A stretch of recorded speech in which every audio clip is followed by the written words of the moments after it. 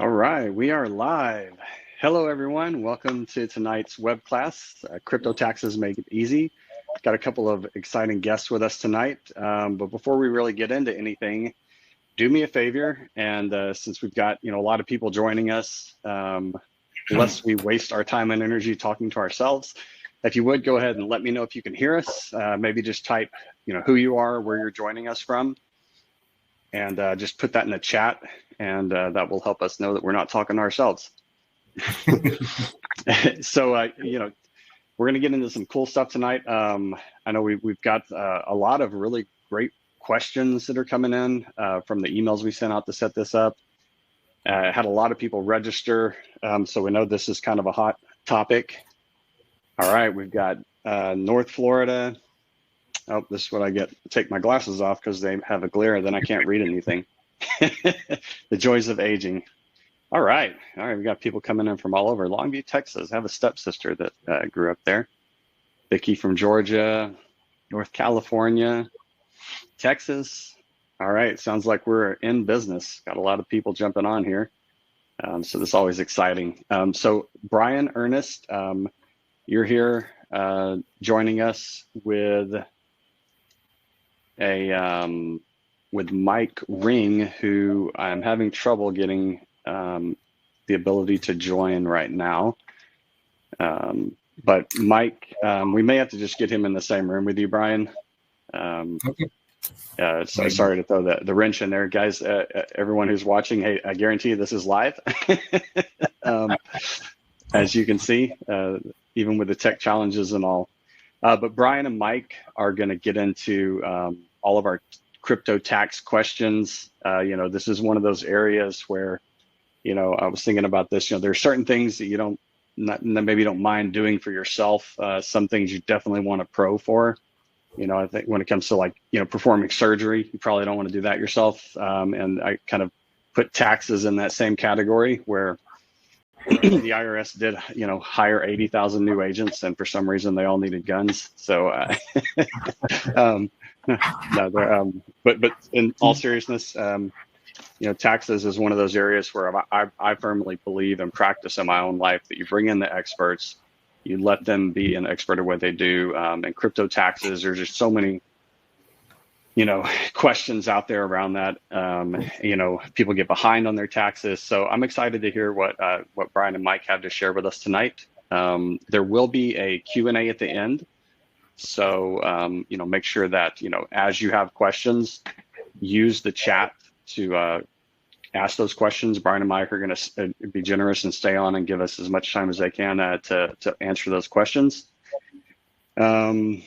Let's see. Oh yeah, and we even did something new this time. We prepared a poll for everyone. So while Brian and Mike are introducing themselves here, if you would just go ahead and give us quick answers to the poll that we ask, and this will help them really know who is on the call, why they're on the call, help them just do a better job of tailoring their information to us. All right. So with all that mad rambling out of the way, Brian. Mike, thank you so much for your time. Really appreciate you being on. If you would just, give us a background on, what your background is, how you wound up doing crypto taxes, and then, when you're ready, just jump right into the presentation, and we'll do that question and answer at the end. Sure. Thank you for having us. We really appreciate it. Thanks for everyone for joining. So my name is Brian Ernest. I've been in traditional finance for the last 13 years, and then what had really happened is I was in crypto and DeFi, and we figured out how long it actually took to do our taxes and how complicated it was. And so that was the premise of starting this whole business. And we've been working on it for years and years, trying to formulate the perfect scenario, but I think we got it now. Yeah, my name is Mike Ring. I've been in public accounting for the last 14 years. Brian and I grew up with each other, so obviously we kind of got into crypto and DeFi and all that together, which is kind of a mess, even though with our backgrounds, you would think we'd be able to figure it all out. So that's what we set out to do. And that's where we got to starting the company, Blockchain Crypto Tax Pro. Nice. So what we really do is anytime that you're on, when you get off of a centralized chain and you actually do self-custody or anything like that, your cost basis and 1099s and stuff, you don't actually get those, so your cost basis doesn't carry over. So your really only options are you can use like a do-it-yourself calculator site, and then once you surpass the complexities of that, they're usually only, let's say, 60% accurate, or you just want somebody to actually take care of it for you and put hands on it and have a face-to-face meeting over the internet. That's what we do, and we do it in a cost-effective manner. So that's the whole basis of our business. Nice. Yep. Yeah. It's a real problem. So yeah, it is. So we've kind of set out to, reduce some of the connections where in crypto everybody's a little bit skeptical. You hook up your wallet to one of these tax calculators, and sure, you might just be signing a transaction to look into your wallet, but you're not really sure. A lot of it's coded language. And so our model gets away from that, where we just say, provide us your CSVs since the inception of your account, from your exchange, from your Ethereum wallets, from your Bitcoin wallets, right? We want it all. And send it over to us, no personally identifiable information. We take all that, we aggregate all the data through our process, and we import it into our software and get you out your 8949. If there's any questions, obviously there's a little back and forth, just like a traditional accounting firm. But we want people to know they're taken care of, that there's somebody on the other side of the computer that's looking out for them, and that, it's not just, getting hammered over the head with a $3,000 bill to do 10 transactions. So it can be costly. Yeah, absolutely. Yeah.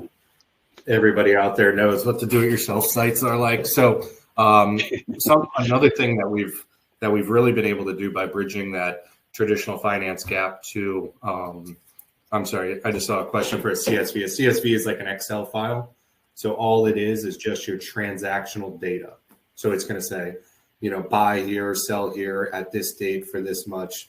And that's the information that we use. So it's only from a transactional data standpoint that we do it from. All centralized exchanges have a way for you to go into your history and export that data pretty easily in a really, painless manner.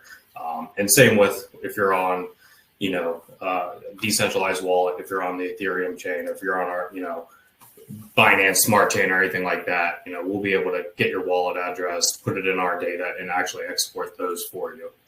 Yeah, so the 1099s, you do get one from each centralized exchange, as long as you KYC, but not all of the exchanges will do it. So right. Okay. Yeah, I think that covers that. But all right, so one of the things that we really figured out how to do, which is something that affects mostly everybody, is when you have rugged coins or rugged NFTs. Mm-hmm. So there's a rule in finance that you have to have something that you receive on the back end. So let's talk in terms of traditional finance. Let's say that you bought a stock that went out of business, right? You bought Enron. Enron goes out of business. So what happens is you spent $1,000 on Enron stock, and then that stock goes out of business. That company goes out of business, and that stock's worth $0. Well, you have a broker that you can go to, and then they will make a market for it and just take your take it, and then that counts as a $0 transaction on the backhand side. So then you could actually write off that tax loss. Well, all of those NFTs and all those coins that are all rugged, you don't actually get to write these off because there's no market for you to dispose of them. So that's a product that we just came out with, that we just rolled out with. And I'll let Mike explain it a little more. Yeah, I think over the past couple of years with this bear market, everybody's got some tokens or NFTs that they're hiding away that they're not proud of or that they've lost a lot of money on. And so we want to be able to take advantage of that when we file your taxes. And so if you spend $1,000 on a certain NFT and now it's worth $0, I've got plenty of them in my hidden folder in OpenSea. You send that to us with $20 so we can cover the cost of the gas fees. We send you back $1 of whatever native token it is, and then we'll send you a certificate to your email that says, hey, this transaction was specifically for this purpose. Now it's actually written in the tax code that I just took, a lot of courses for that. That is an actual legitimate IRS transaction that they will say, all right, yeah, you did this. If you go the other way and try to do it yourself and say, look, I'll just send it to another wallet I own and I'll write it off, if they connect the dots at some point, that's when you kind of get in a little bit of trouble. Right. And the IRS is trying to catch up and connect the dots on everybody. So we're trying to get ahead of the game with everybody and get everybody compliant and not have to worry about have any anxiety about their taxes. Yeah. So, all right. So let me make sure I understand this correctly. So when it comes to like a capital gain or a capital loss, you don't actually realize that until you transfer the ownership to a third party. And so that's what you guys have created as a way for people to transfer a token that has gone to zero, transfer that ownership over to you, and then that allows them to take the capital gain and the capital loss and use that to offset other capital gains. Is that right? Correct. You get that perfect. And the best part about it is when you transfer it to our wallets, you don't have to interact with that protocol anymore, which probably had some sort of scam related to it anyways. So they completely wipe you off from interacting with that token, which is phenomenal. So it creates that extra layer of security. So our goal is to make sure that you never have any issues with any of your security or anything, or any chance of even having some kind of compromise. So we call our system trustless. Yep. Yeah. Nice. Yep. Cool.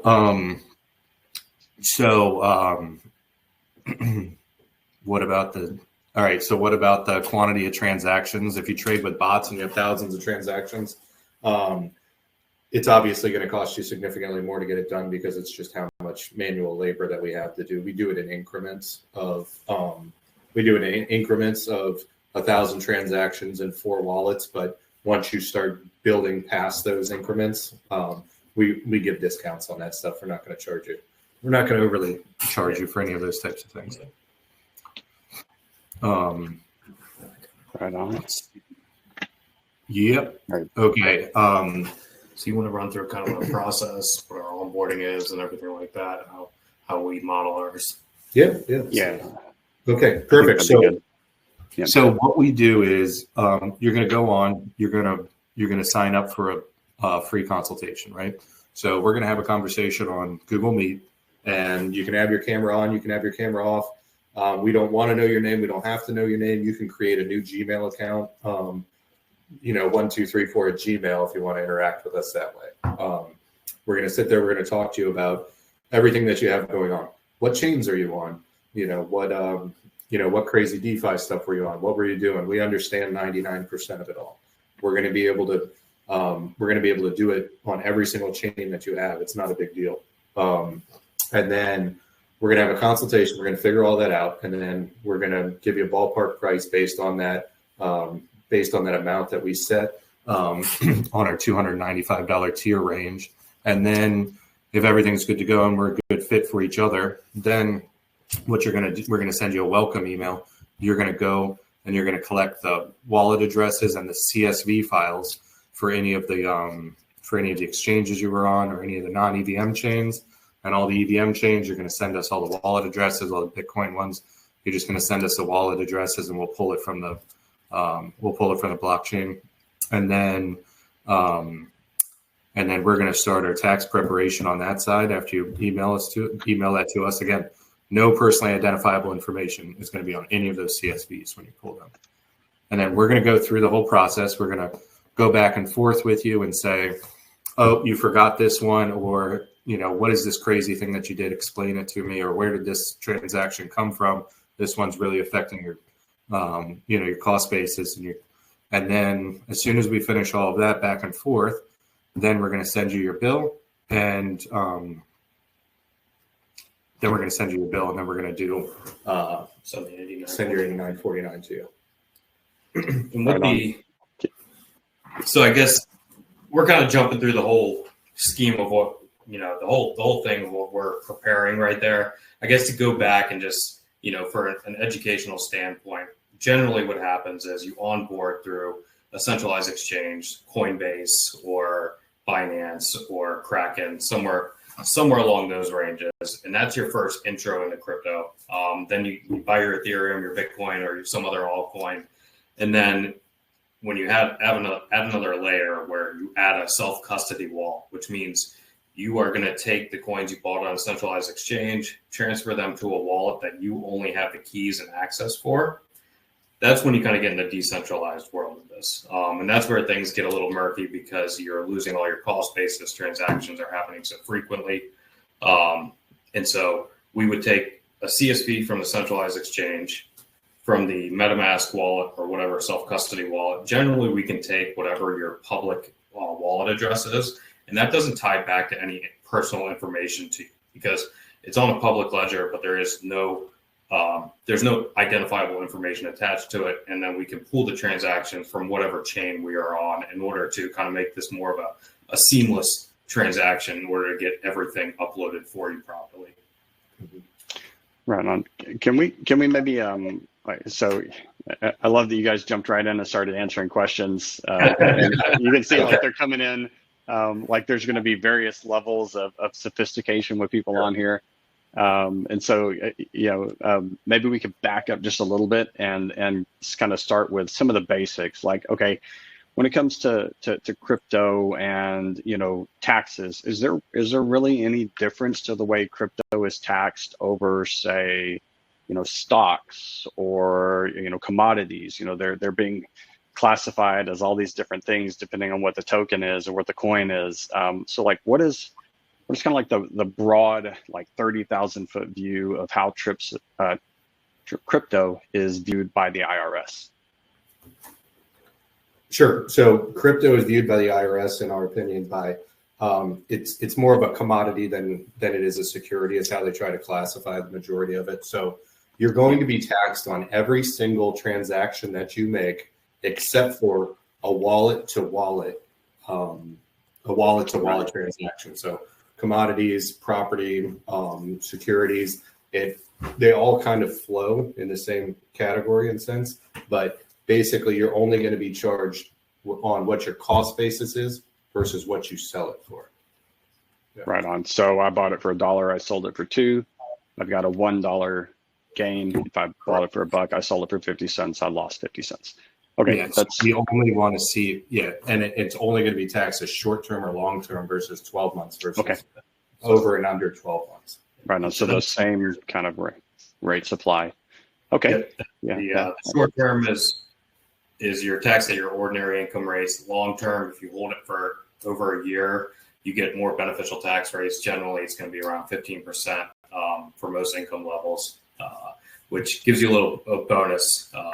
If you're a hodler, pretty much. So, and then there is like DeFi stuff where you can stake and receive rewards that count as income as well.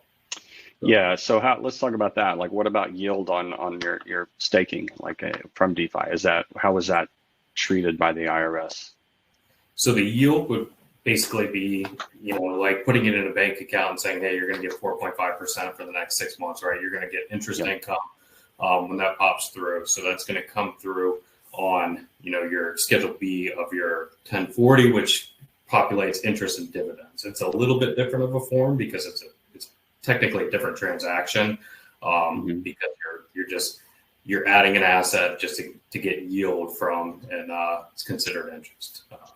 I guess some other added avenues where there's a lot of airdrop talk going around. A lot of people have made a lot of money on Jupiter from Solana, where there are these opportunities where there's money to be made from certain airdrops and things like that, and that would be classified as just other income, right? It was right.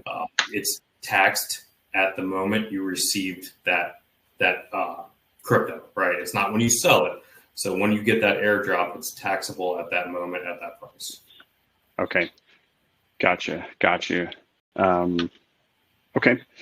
And I'm probably going to ask some of these really dumb basic questions, but there's no such thing as a dumb question. I always like to challenge that theory by asking really dumb questions. Please.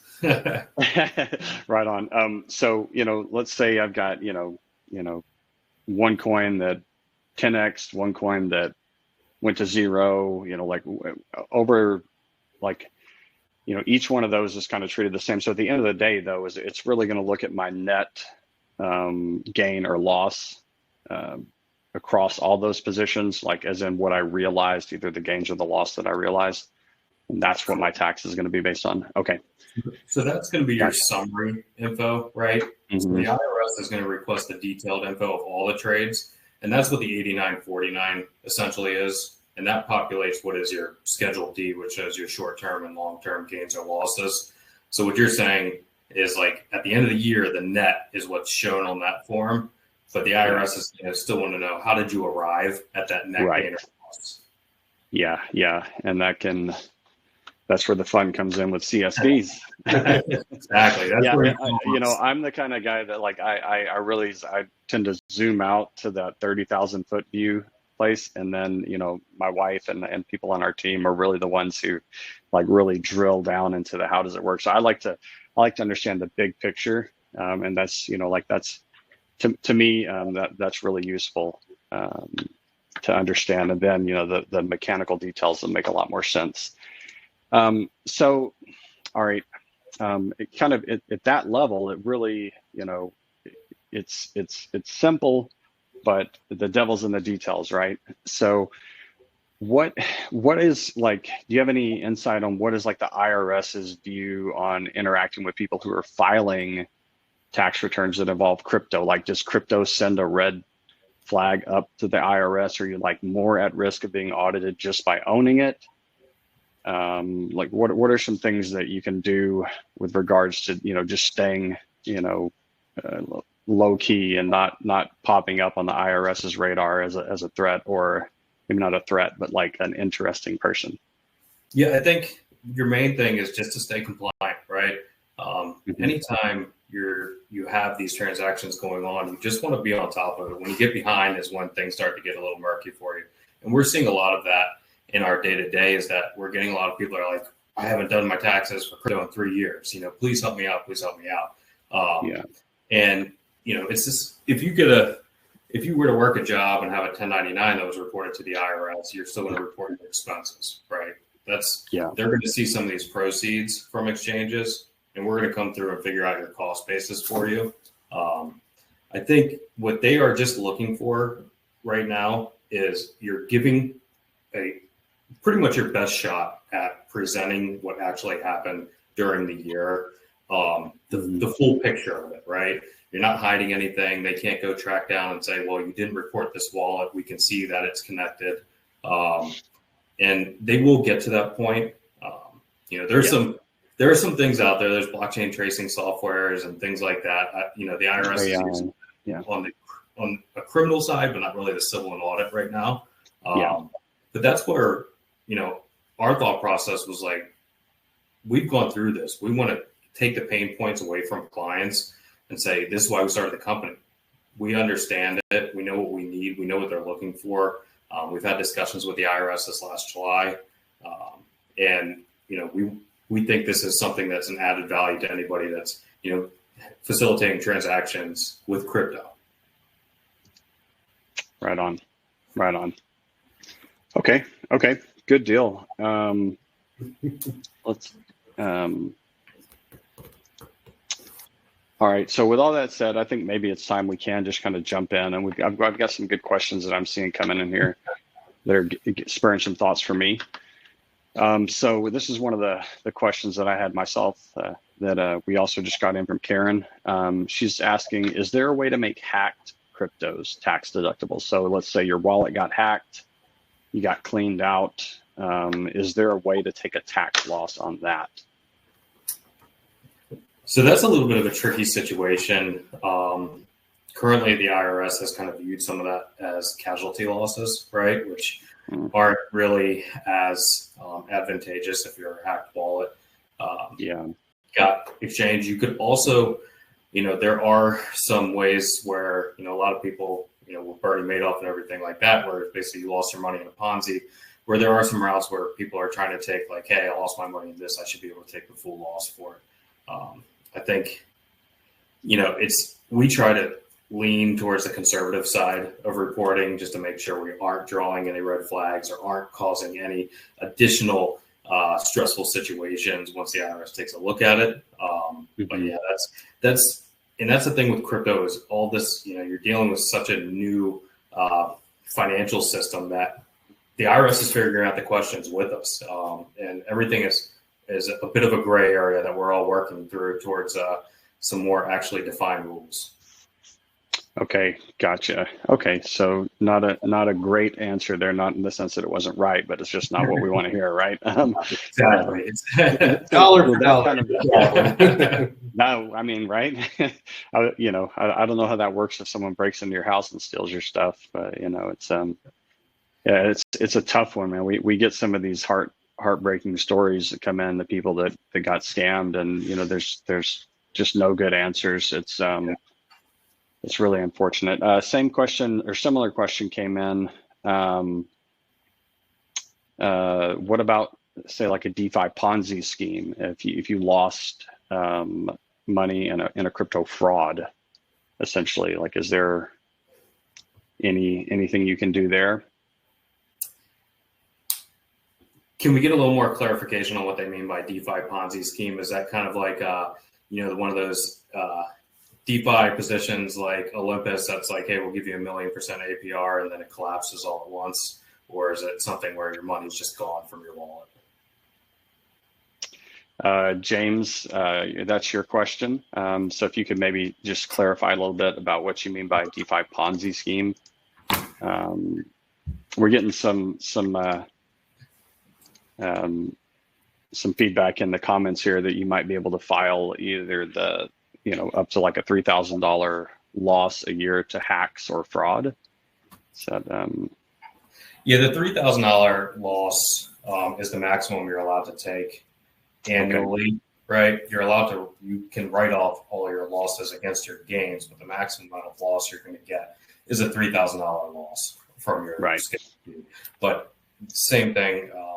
It's a gray area. They haven't defined whether hacked is, is it a casualty loss, like someone came in your house and stole your money, or is this an actual investment loss?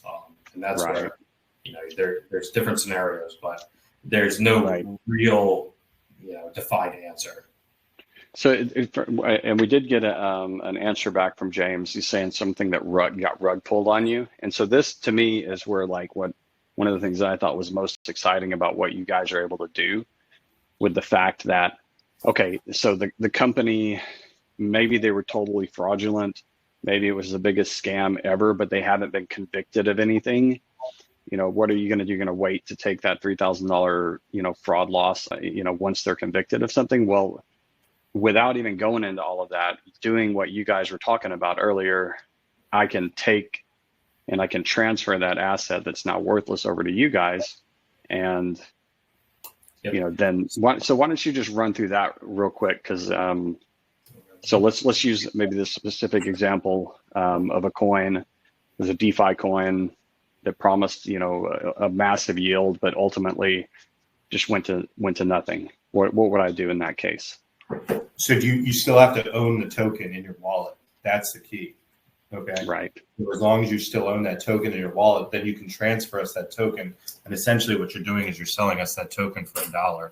So it's acting like it was an exchange there. So we're just creating a market for a non-marketable token. And now you're able to write off, let's say it was $1,000, and now you're getting $1. Now you're able to take that, realize that loss of $999. So it's, super simple. Just keep it super simple in those terms.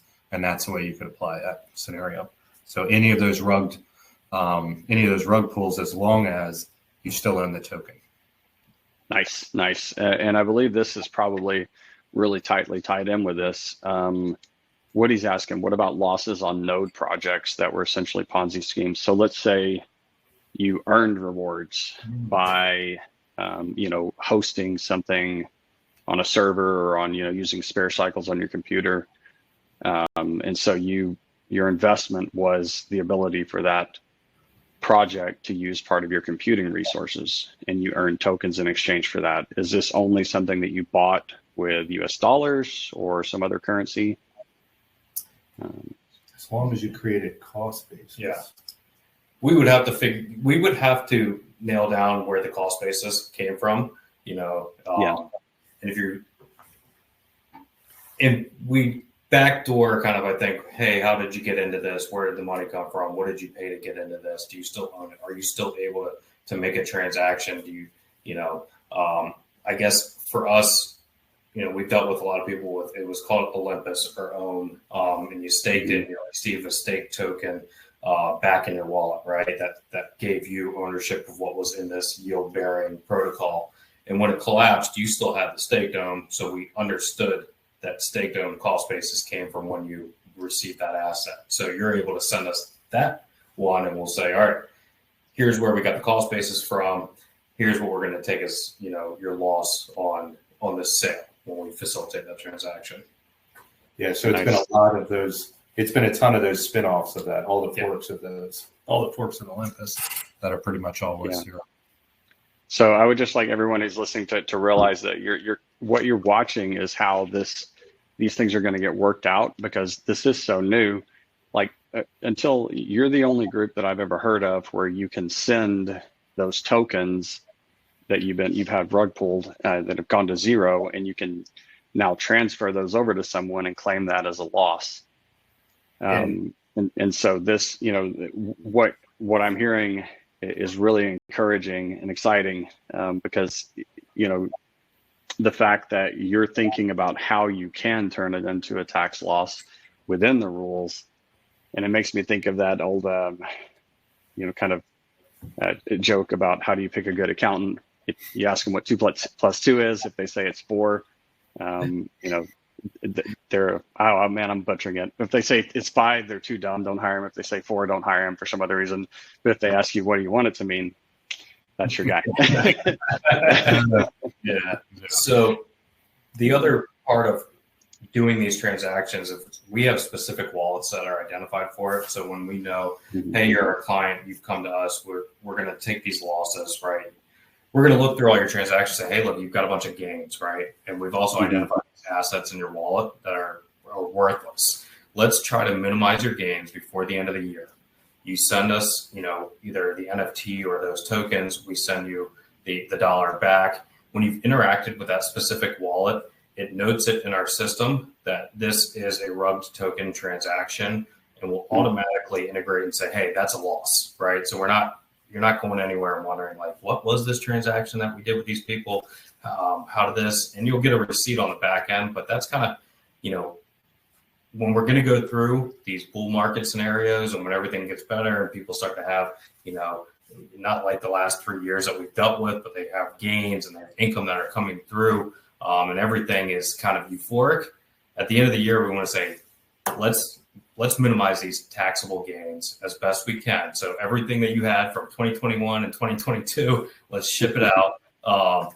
And then, you know, you'll be a little happy camper at the end of the year when you have less of a tax liability and you've done it the right way and you're fully compliant. Yeah. So we'll do that for all the clients in December of every year. So you can make that decision before the end of the tax season. Good deal. All right, well, let's keep going. We appreciate the answers. Let's keep going with some of these questions. Yeah, let's see. Is there a crypto wash transaction? Does that make sense to you guys? Yeah, so what that is in traditional finance, let's say that you own Apple when Apple, you know, goes down and you have a tax loss in there, and on December 31st, you sell it, or on December 15th, you sell it, and then December 16th, you go back and buy it to get that realized tax loss. They don't let you buy it back within 30 days, and they call it a wash sale. So that's what a wash sale is. And currently in crypto, they have not defined any wash sales. And so that is something that you would be able to take advantage of, where at the end of the year, you say, I had this Bitcoin, I bought it at 45K, it's worth 30K. I still believe in Bitcoin. I'm still going to hold this long term, but for this current year, if I sell it, I'm going to pick up a $15,000 loss, but I'm still going to hold basically the same amount of Bitcoin. Right. Currently, that's how it is. I will say, I fully expect that to change, but it's with the amount of transactions you're allowed to facilitate on your own, it's going to be almost impossible for the IRS to create a real ruling on it, because there's just so many transactions and so little of tracking of these wallets with just regular institutions. Right on. So you can play under the current rules and no issues. And if they change it later, then you have to play by those rules then. Yeah. Okay. So can worthless NFTs be written off? That's the absolute easiest one and the most, the one that we see the most common, because everybody was on the NFT craze and all of them are pretty much worthless. And didn't you have some trick where you could bulk them? Yeah. So your worthless NFTs can only be written off if you create a transaction and you are able to sell them to a third party, right? You can't just write them off and hold them in your wallet because you haven't made the actual taxable transaction. So what we've told clients is, hey, go on OpenSea. We'll identify, 10, 15, 20, 50 NFTs that are worthless. You can select them all at once, and in one transaction, you can send them to the wallet that we're saying, hey, this is identified as a NFT loss harvester right here. We'll send you $1 back to complete that transaction, give you a certificate, and you'll be able to realize that loss at that date and time, that right there. Okay. All right, we've got lots of questions coming in. I know we got the small screen in here too. I need it on a big phone. Yeah. Well, if you catch me looking around, it's because I've got multiple screens here. I'm trying to look at all the questions. Does burning an NFT create a transaction to the return of this small fee? I'm not sure. Is there a debt address that sends you a small fee in return? I haven't encountered that currently. So if you're not receiving anything in return for it, then no. If you have a protocol that you know of, shoot me an email, mygetcryptotaxprep.io. I'd love to take a look at it as well. But unless there is a two-sided transaction with a third party, it doesn't count as a loss. Right on. Real quick before I appreciate you guys, continuing to go. What for everyone on the call, Brian and Mike have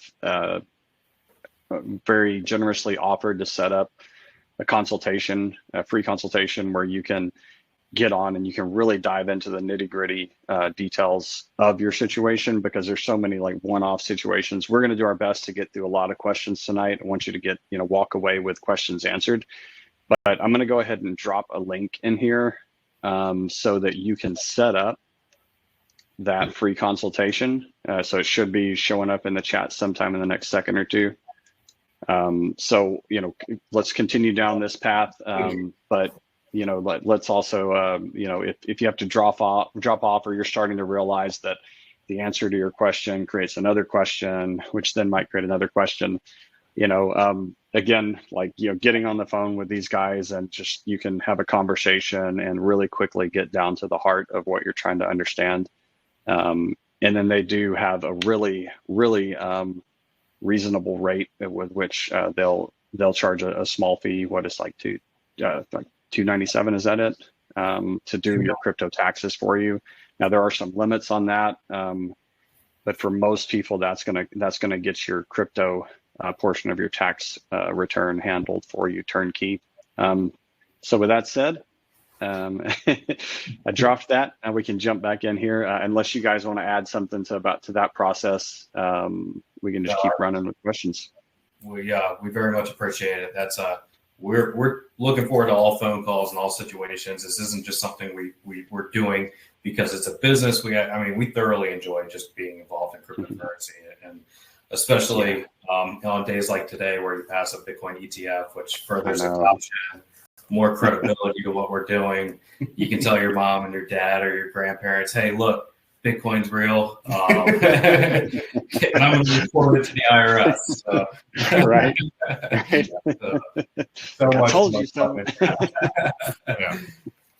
All right. Do you work on Canadian taxes? I'm going to grab this one. So we don't actually do your filing for Canadian stuff, but if you want to, we can get kind of everything together for you just like we would, and then you can apply it to your own tax situation. Correct.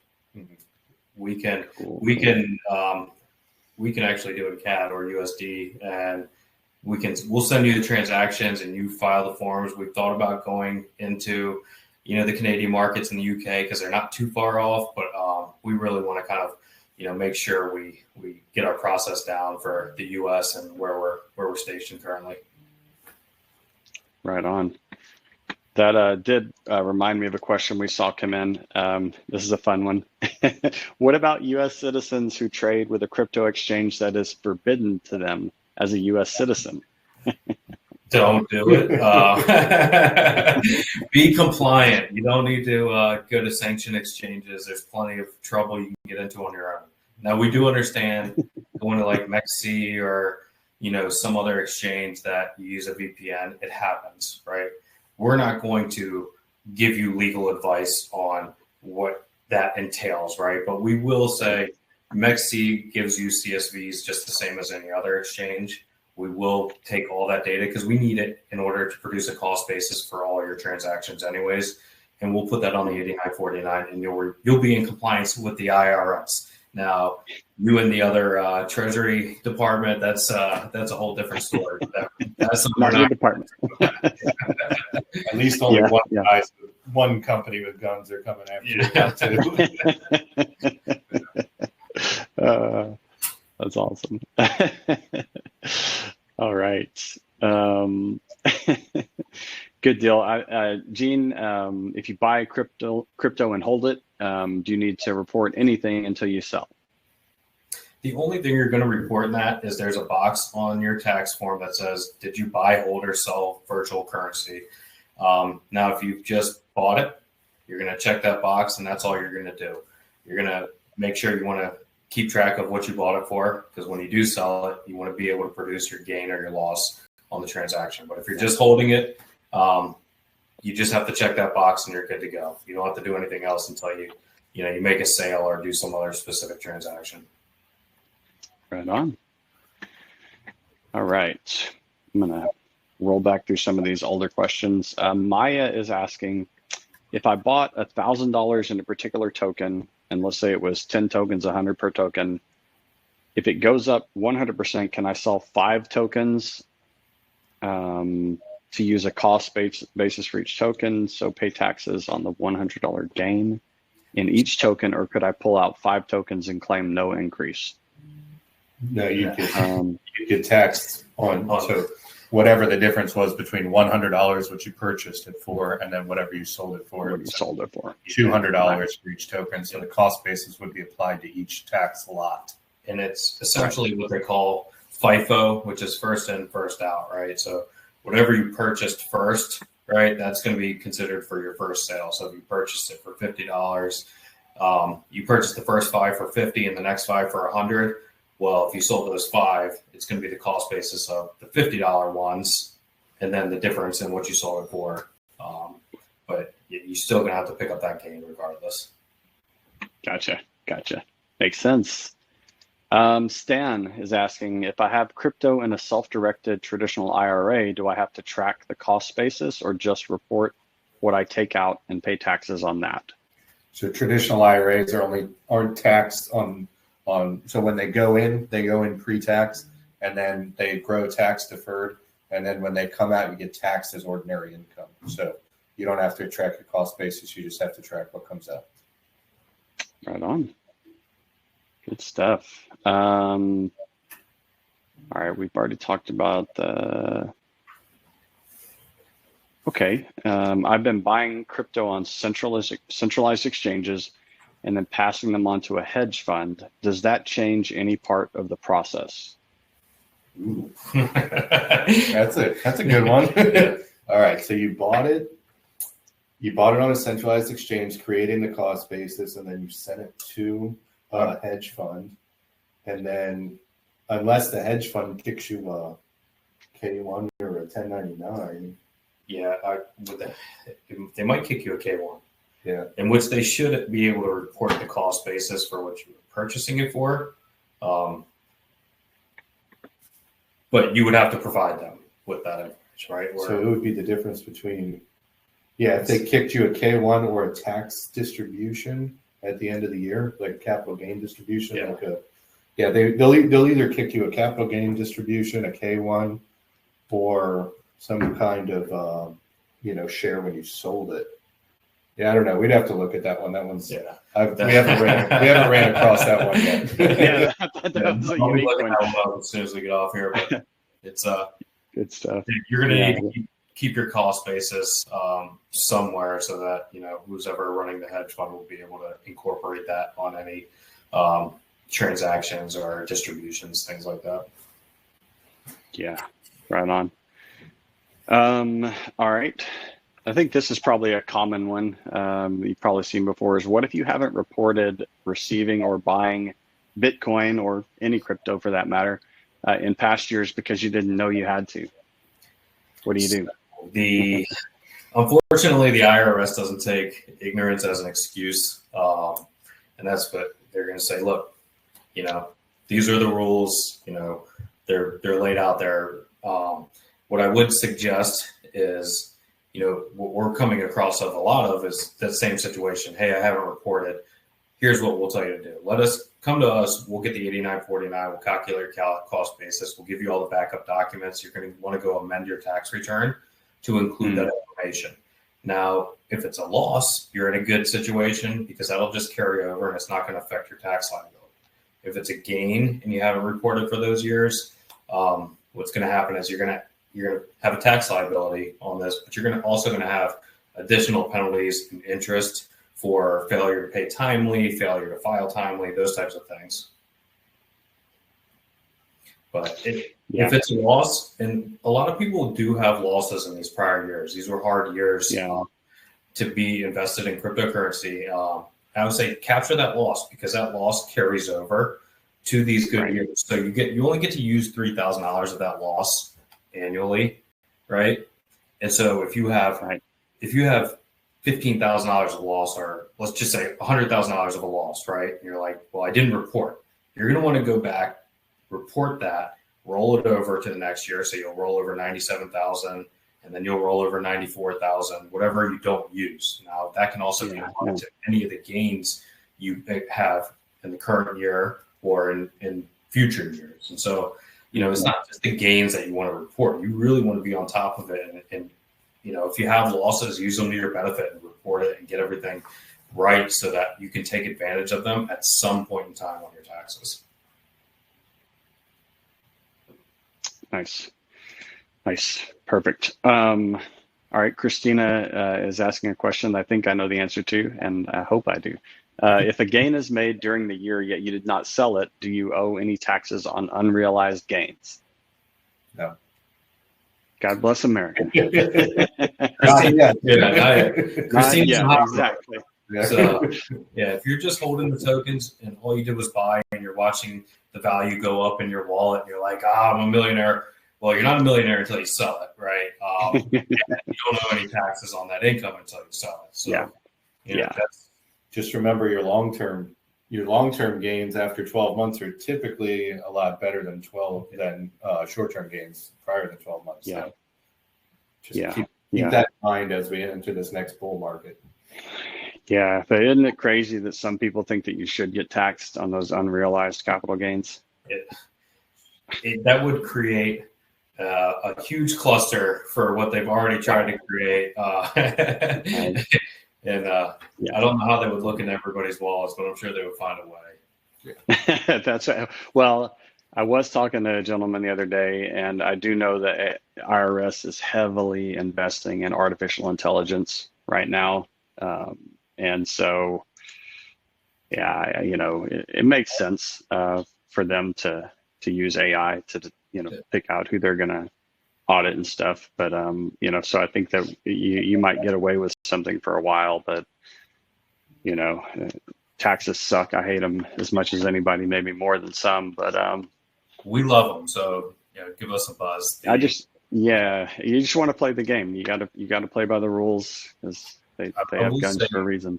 What we are seeing right now, a lot of our audit notices going out, which are CP2000s that are saying, hey, you either didn't report these crypto trades or we don't have a basis for them. And a lot of them are coming from Robinhood or, actual US certified exchanges where you buy it on Robinhood and then you traded it somewhere else, right? Or you transferred it into Robinhood and sold it. And so now they have this information of the proceeds, but they don't have any cost basis. So those are being kicked out. Those notices are being kicked out automatically, right? Yeah. Because they're saying we see your taxes don't add up to what we have. Either tell us we're wrong and prove it, or pay this penalty that we're saying you owe for the additional tax liability. In the future, what we know is coming is they're going to force all the U.S. companies, all the exchanges, decentralized, Uniswap, just like Coinbase does, is they're going to KYC, know your customer. You're going to have to provide information so that they can actually track your sales. And so what that is going to allow them to do is issue what is called a form 1099 DA, which is 1099 digital assets, and that's going to come out in 2025 is what they're projected. And so anytime you're making a sale in that year, you're going to end up being issued a 1099 from multiple exchanges, and they're not going to be able to track cost basis, which is what we're seeing right now, because you're not doing transactions just on one exchange. So it's only going to get tougher from here on out to be compliant, which is, however you do it, we'd love if you come to us. We can help you out. But if you're doing it on your own, make your best effort. Just get it in there, put it on your tax return. Good or bad, you're doing yourself a favor by reporting. And they can see it. They can see everything. It's all on the blockchain. Yeah. Don't think they can't see it because you're on some obscure chain. They can see everything. So we'll even when we get clients in here, some of them will be like, oh, I don't want to show you this chain on the left-hand side here that had too many gains in it, and then we'll tell them, hey, here's the address to this. Why didn't you send us this chain? And they'll be like, oh my God, I can't believe you can see that thing. Yeah, exactly. I mean, it's incredibly hard to detach your physical identity from your activity on the blockchain. That's just why people that say oh, Bitcoin is for criminals. I'm like, no, it's like a criminal's worst nightmare.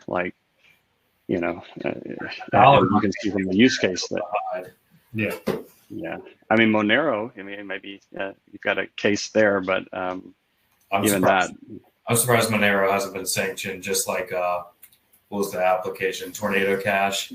You send your funds to this Ethereum application, which then kind of spins it out and sends it to 7 or 8 different addresses, so they can't tell, hey, where'd the money go, who has it? And the IRS was like, your account is identified as transacting with this. It is now frozen. We see you. Those assets are ours.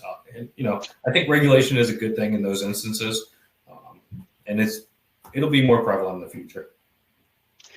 Yeah, so it's definitely an interesting, push and pull going on there.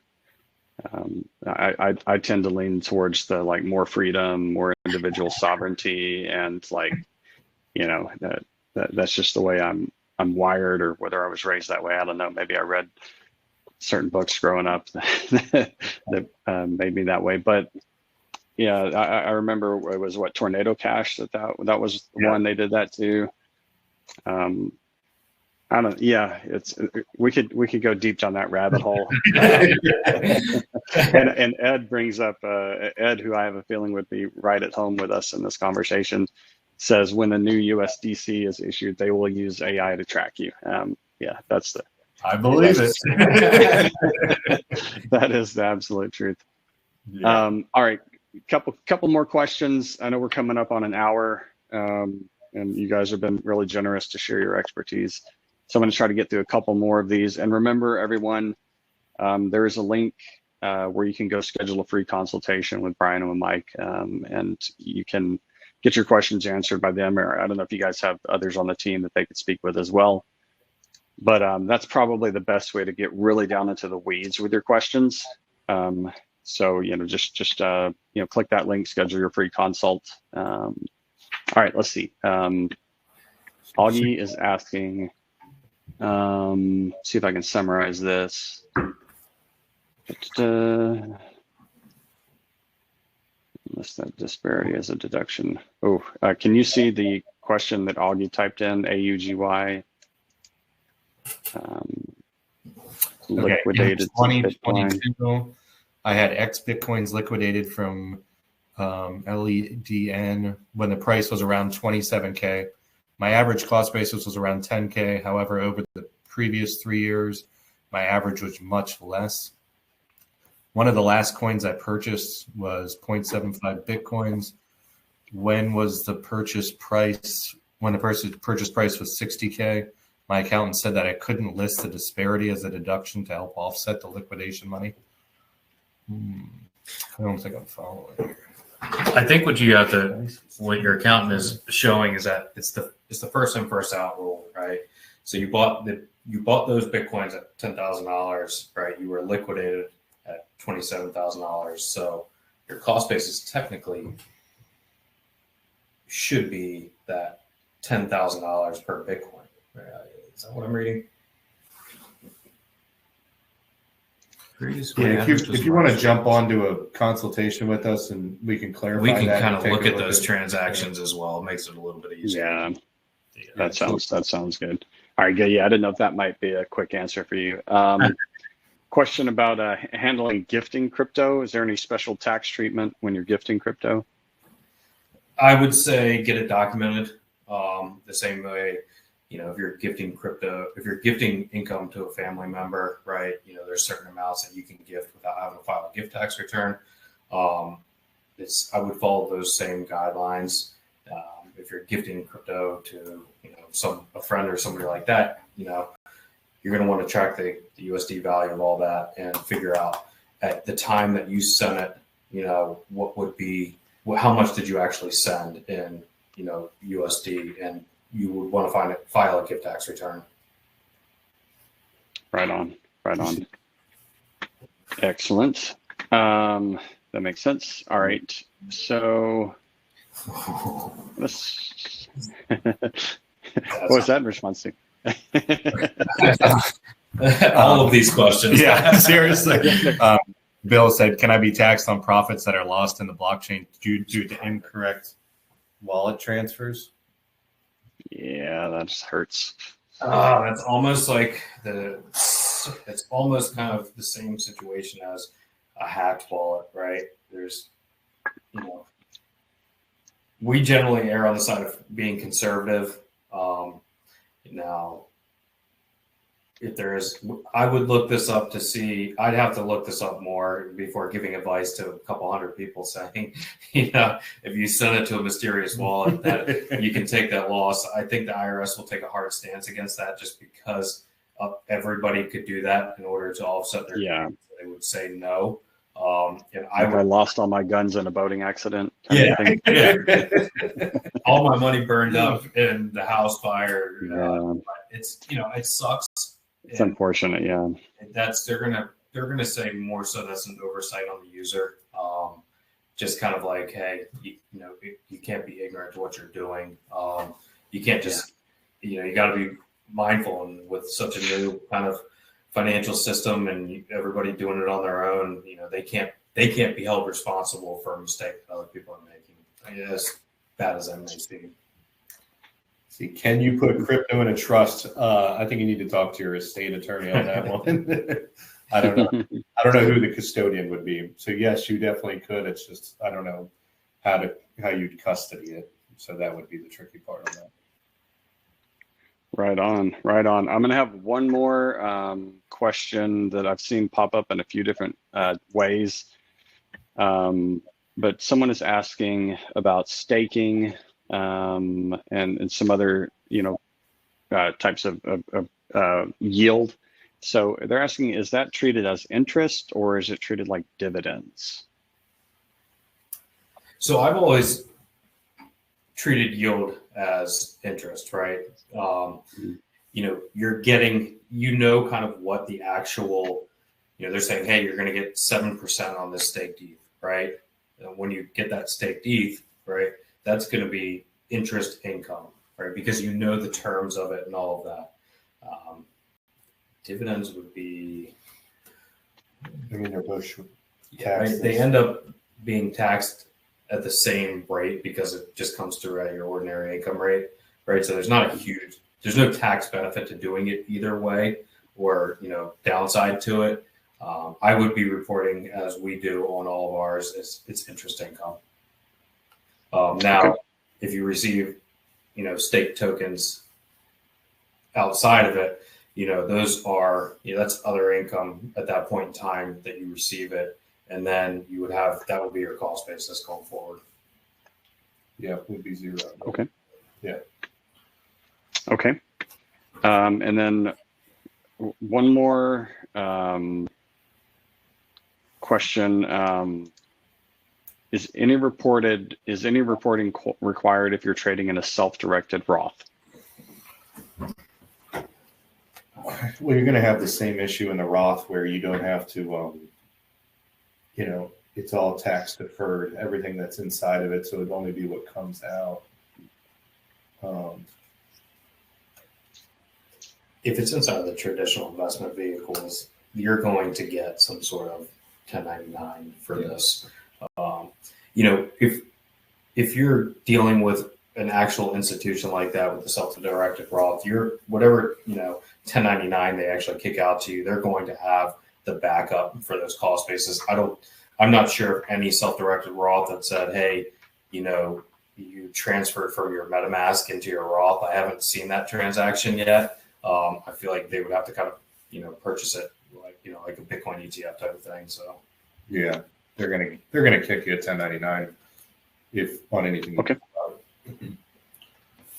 Okay. And we keep we love it. I can hear all night. So I know we can keep doing this all night, but I want to touch on a couple of things that have come in related to you guys specifically. So Denny is asking, can you do business in all 50 states? How long have you been in the business of doing crypto tax prep? So I think they want to know just a little bit more about your experience and where you can operate legally. And so that was we can operate in all 50 states because we're only doing the capital gains portion of it, right? So each state takes, they take whatever you report for your capital gains and it flows through onto your state tax returns, right? And so we don't have to worry about dealing with any of state taxes or anything like that. We're doing the crypto tax portion, the 8949. We started this company up 2 years ago. We've evolved as the landscape has evolved. We've tried 100 different processes to realize, look, the best way for us to do this is let's get all the data through CSVs. Let's not connect anything. Let's make people feel comfortable. And that's we've been working on it. And then this last year we went live in order to kind of get a test run before we head into this tax season where we're full bore. We've got, I think there's a group of about 10 of us now. So it's not just Brian and I. We have 6 associates, 2 IT. We have some marketing, some outside consultants that are on our team just to kind of help us, make sure we're doing everything right. We're ready. We're prepared to scale. We're prepared to take on, as many clients as we can. Awesome. Good stuff. And Ed has a question about putting on a live workshop with instructors who could help people get their taxes done right then and there. Ed, this seems like probably is something that I know you guys are always, going to be open to business development. So Ed, if you want to just hit reply to the email that we sent you, letting you know about this event, we can facilitate a connection and see if this is something that's worth pursuing for everyone involved. Yeah. We're open to everything. Right on. All right. Well, we've been on for over an hour, and I suspect we could we could keep going for a while. So, any closing thoughts? Yeah, I saw one question on there. That was, can you use the rug pulled token exchange for tax loss harvesting without using our tax preparation? Yes, you can. It costs $25 to do it. That's all. Yep. Nice. All right. Well, Brian, Mike, I really, really appreciate your time. Before you jump off tonight, everyone, if you would, we would really appreciate some feedback on these types of web classes. So, if you got value or got something useful out of this, if you would hit, hit a comment in there letting us know what you thought about the webinar, or if you want to just hit reply to the email we sent announcing this event. We would love to get your feedback on tonight's class. And with that said, Brian, Mike, thank you so much for your time, for your generosity, sharing your advice, and your lessons learned. I know I've gotten a lot of value out of it, and yeah, just thank you both very much. Yeah, we appreciate everyone's time, and thank you for having us on.